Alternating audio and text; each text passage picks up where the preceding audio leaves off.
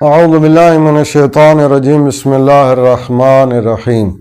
ماہ ذیقعد کی اتوار کے دن کا ایک عمل جو پاک پیغمبر صلی اللہ علیہ وآلہ وسلم نے تعلیم فرمایا ہے، اور اس عمل کی بہت زیادہ فضیلت جو حدیث میں بیان ہوئی ہے۔ اتوار کے دن غسل کرنا اور یہ نماز پڑھنا جو کہ 4 رکعت نماز ہے، اور اس کو 2 رکعت کر کے پڑھا جائے گا۔ پاک پیغمبر صلی اللہ علیہ وآلہ وسلم ارشاد فرماتے ہیں کہ جو شخص ماہ ذیقعد کے اتوار والے دن اس نماز کو بجا لائے گا، اس کی توبہ قبول ہوتی ہے، اس کے گناہ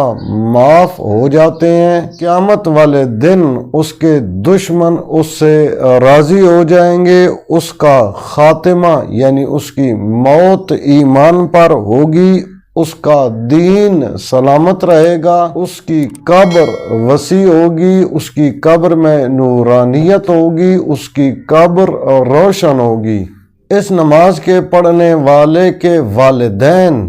اس نمازی سے خوش ہوتے ہیں، راضی ہوتے ہیں، اور اس نماز کے سبب اللہ اس نماز کے پڑھنے والے کے والدین کی اور اس نماز کے پڑھنے والے کی اولاد کی مغفرت اور بخشش فرماتا ہے۔ پاک پیغمبر صلی اللہ علیہ وآلہ وسلم ارشاد فرماتے ہیں کہ جو شخص اس نماز کو پڑھے گا اس کا رزق وسیع ہوگا، اس کی روزی میں، اس کے مال و دولت میں اضافہ ہوگا، اور پھر فرماتے ہیں کہ جب اس کی موت کا وقت آئے گا تو ملک الموت انتہائی نرمی سے اس کی روح کو قبض کرے گا، اور پھر فرمایا کہ اس کی موت اس کے لیے انتہائی آسان ہوگی۔ اس نماز کا طریقہ کار یہ ہے کہ انسان پہلے غسل کرے، اور غسل کرنے کے بعد پھر وضو کرے۔ غسل کی نیت یہ کی جائے گی کہ ماہ ذیقعد کے اتوار کے دن کا غسل کرتا ہوں قربتاً الی اللہ۔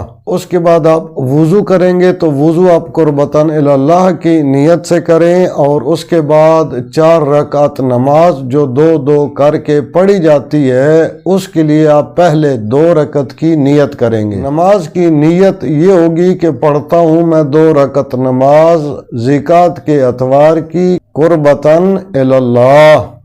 نیت کرنے کے بعد آپ سورہ الحمد کی تلاوت کریں گے، اور سورہ الحمد کی تلاوت کے بعد 3 بار سورہ توحید کی تلاوت کریں گے، اس کے بعد 1 بار سورہ فلق کی تلاوت کریں گے، اور اس کے بعد 1 بار سورہ ناس کی تلاوت کریں گے۔ اس میں یہاں پہ رک کے یہ بات سمجھنے والی ہے کہ جو سورہ بھی آپ پڑھیں گے تو اس کے ساتھ بسم اللہ الرحمن الرحیم کی تلاوت ہر بار کریں گے۔